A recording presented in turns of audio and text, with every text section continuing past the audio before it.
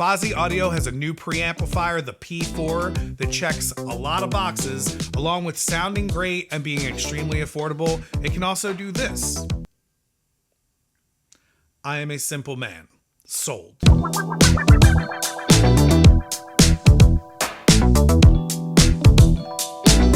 This is the Fosi Audio P4 preamp. Fosi sent this along with the V3 mono blocks to test this thing out. We've already looked at the X5 phono stage, so I pulled that back out and set up this entire Fosi ecosystem to see if it's worth exploring, since from a price standpoint in the world of hi-fi, it is absolutely a no-brainer. I've been more than excited about this entire setup, so I'm very excited to share it with you. Now, Fosi did send me this stuff to check out. They don't get to see this video or review it at all, but please know I would not bother sharing anything with you that I didn't think would be worth your time or specifically your money in this case. And this entire setup here is extremely affordable, and I've been using it as my main setup for about a month now in my house, and I've been extremely happy with it. If you are interested in using this, there are links in the description for any of the items that we're talking about here today, and they are affiliate links, which basically just means that I get a small portion of the sale for turning you on to this product. So we all win here. Thank you very much in advance if you use those. If you're interested in the X5 phono stage, I did actually do an in-depth look on that in a separate video, and I'm going to link to that video in the description if you're interested in that. Also, if you're doing all that, please consider subscribing to the channel. There are records out there that need your attention that I would like to review for you, as well as more hi-fi equipment. It's free and it's easy. You can just click right there. I will wait. Seriously, just click it. Just click subscribe. Not going anywhere. Let's see what we get out of the box for both the P4 and the V3 monos. First, starting with the P4 preamplifier, we have the paperwork, then the remote, which is a universal remote. More on this later. A standard power supply that's a 12 volt, and the P4 itself, which is an all matte black unit with a bronze colored volume knob.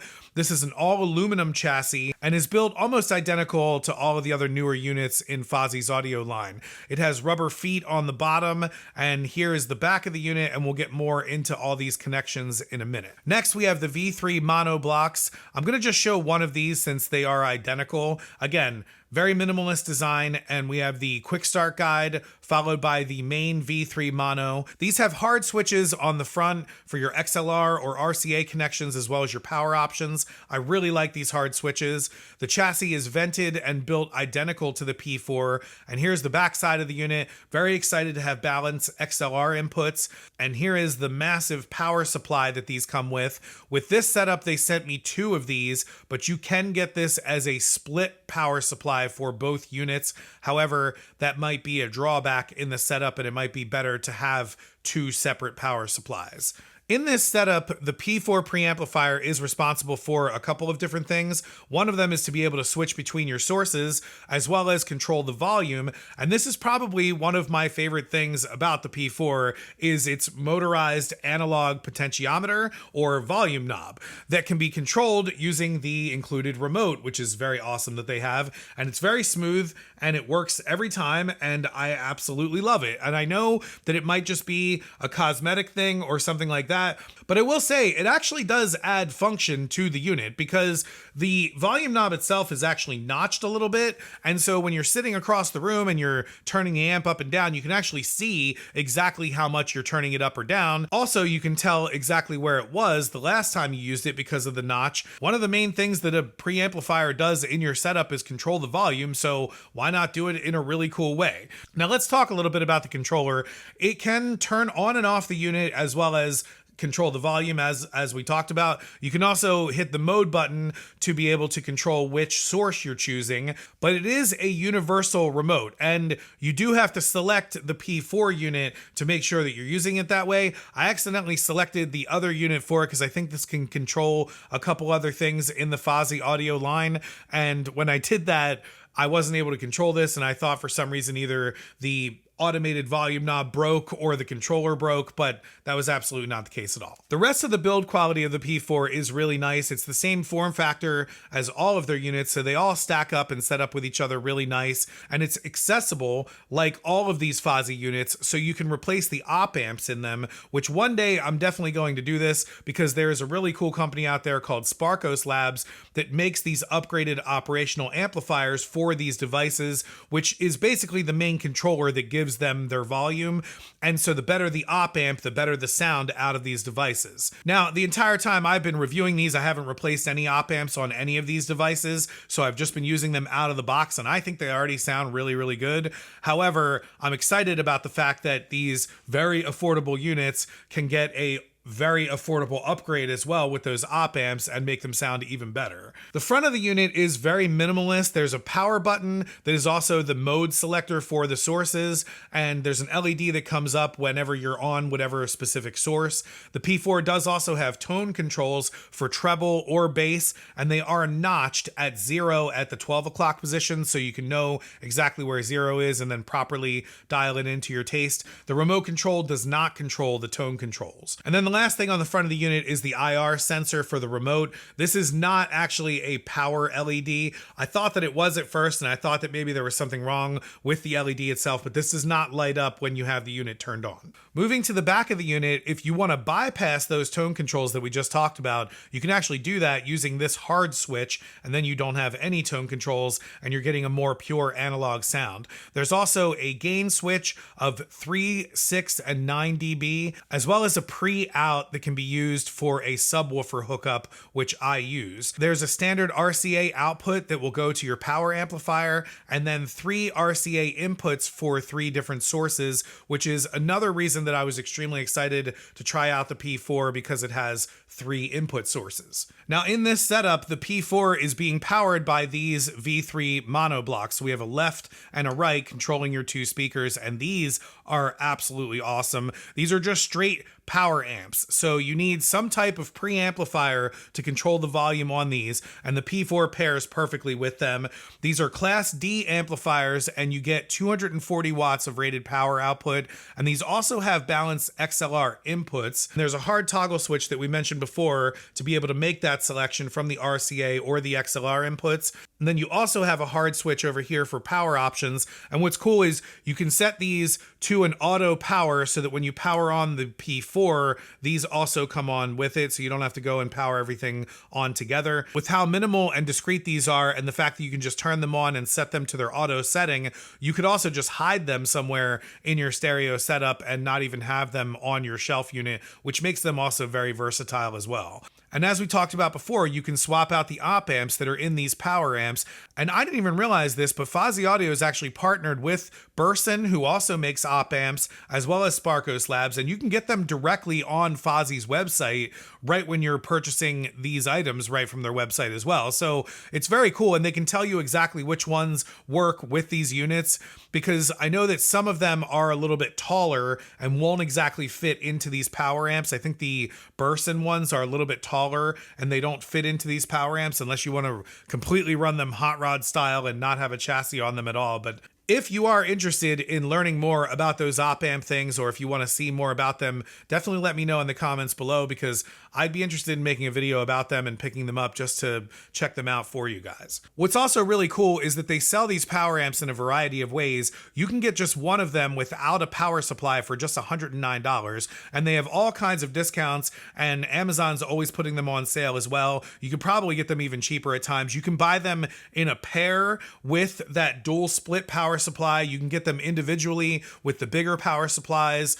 So there's all kinds of different options about how you would want to set this up. Along with all those options, these things have balanced inputs. So the fact that you can have mono power amplifiers with balanced inputs at this price point with all these different options to get them, it absolutely blows my mind. So what all do I have hooked up to the P4, and what speakers are the V3s powering? I was extremely excited that the P4 has 3 input options. I use my turntable, and then I also have an Apple Airport Express that I use to stream Apple Music with, but now I can add in my FIO cassette player, and I've gotten back into cassettes lately, though I do have very strict rules for how I'm collecting them and stuff like that. And I know that using like a little portable Walkman is probably not the best way to listen to cassettes, but it's kind of all I have right now, and I like the fact that it's a little bit portable, that I can just plug it in and take it out of the set whenever I want to and use it whenever I want to. My kids really enjoy it as well. But I have a couple cassettes in my collection that I don't have on any other format, so it's awesome to have them now coming out of my nicer stereo setup along with everything else. Now, at the end of the year last year, I got a great deal on Wharfdale Linton speakers, probably because the new Super Lintons were coming and I didn't even know that. Oh well. I absolutely love these three-way speakers. They are huge and super heavy, and I don't know why anyone would call them bookshelf speakers, because they would not fit on any bookshelf that I know of, but they are fantastic. And being powered from these V3 monoblocks, individually, they sound absolutely amazing. They have opened up so much more compared to when I was running in an integrated amp. I'm also running from the P4's pre-out a Polk Audio 10-inch subwoofer, which I also know is a cheaper subwoofer, and I eventually would like to replace it. But the Wharfdales actually add a good amount of bass, and I actually probably don't even need the subwoofer at all, but I do like having a little bit more of that bottom end, and it just kind of brings that drop down, especially if I'm listening to like hip hop or like really like awesome driving bass drum or bass stuff. It's just adds the thump, and I like it.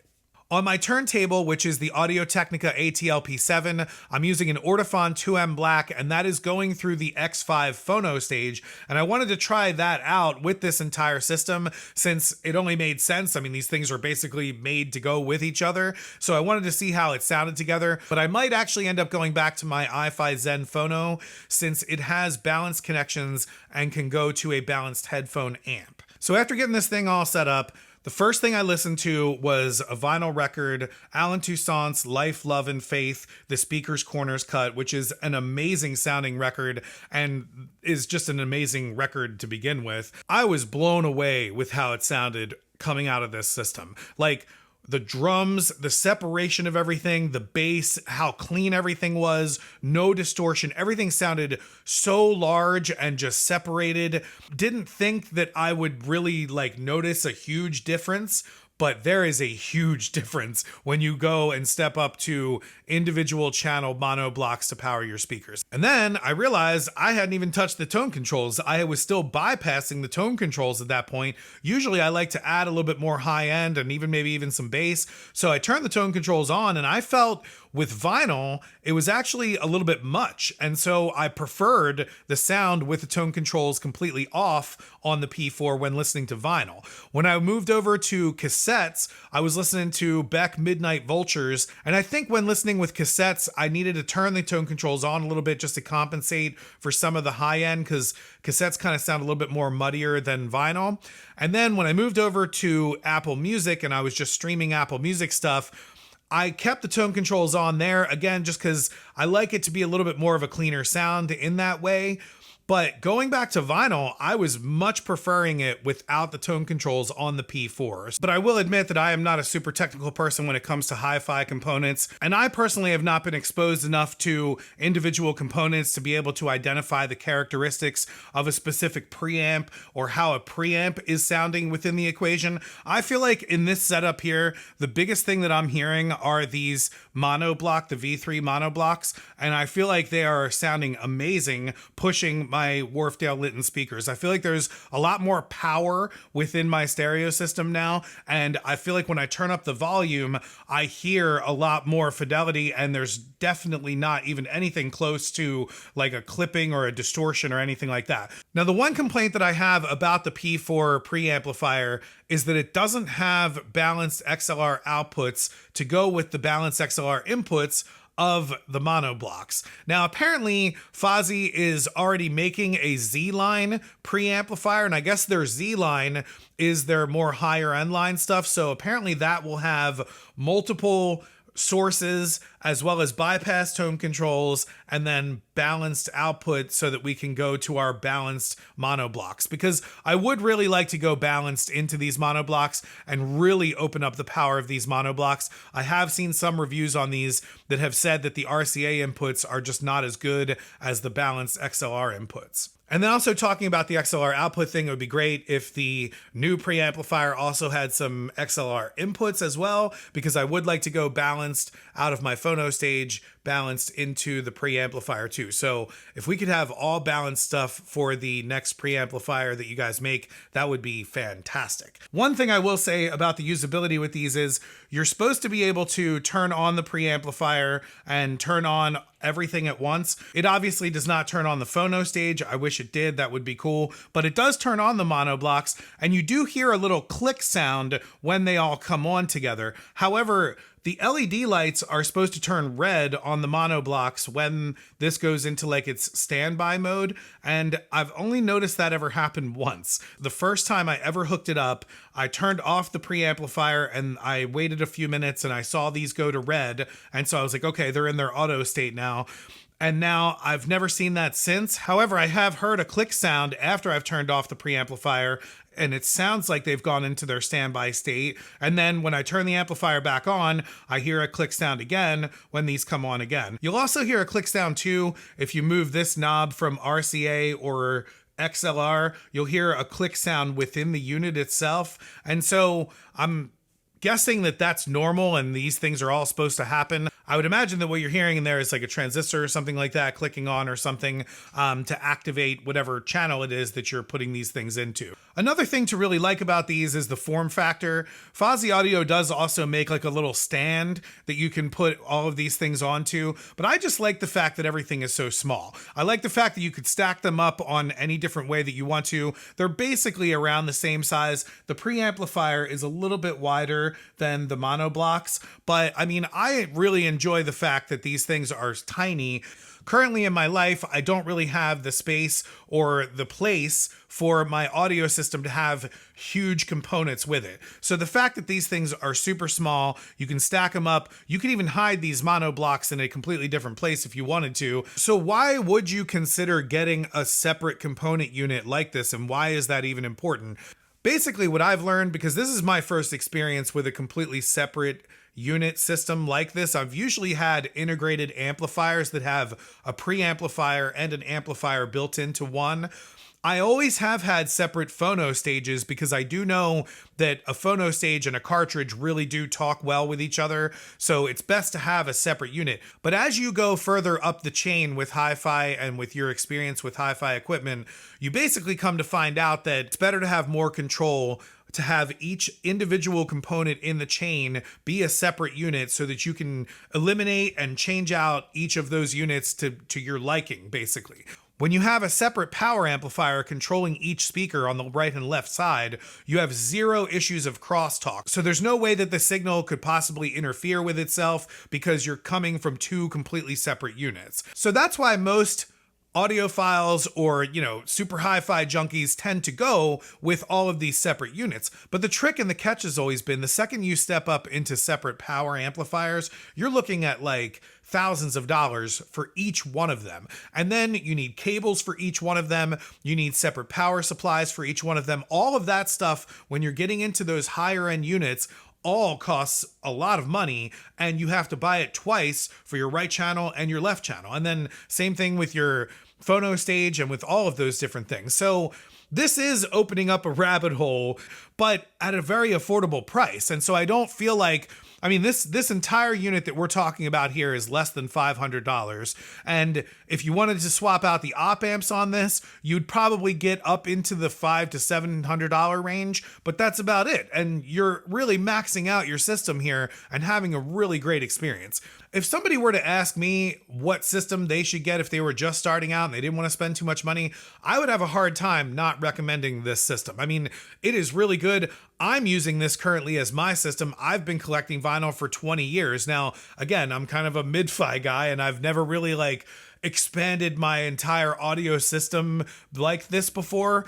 But now that I have these Wharfdale Lytton speakers and I have like a nice cartridge and, you know, I'm getting into this stuff and trying to review this stuff for the channel, I think it's really great. I think these things are fantastic. And what I really like about Fosi Audio is that they actually listen. Like, I'm pretty sure that most of the features on this P4 were actually recommended by other users that Fosi was listening to. I've seen them interact with a lot of users out there and just straight up tell people that they're gonna put that feature into their next amp, and then shortly that amp comes out and it's affordable and that awesome feature that they wanted is in it. So I really, really like this company. I think they're really cool.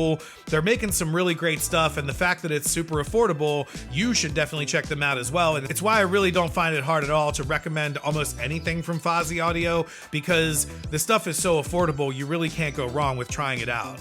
Especially in the world of hi-fi. I mean, like, everything in the world of hi-fi is so ridiculously expensive right now. So to wrap up here, if you're just starting out, or if you're looking for a good stereo setup that's less than $500 that you want to maybe upgrade from an integrated setup style, this is going to drive you for a very long time until you're going to need to really upgrade to like $1,000 mono amps or something like that. As I mentioned before, I've been collecting for about 20 years, and I absolutely would have killed for a setup like this when I started, back when it was actually a little bit economical to collect vinyl.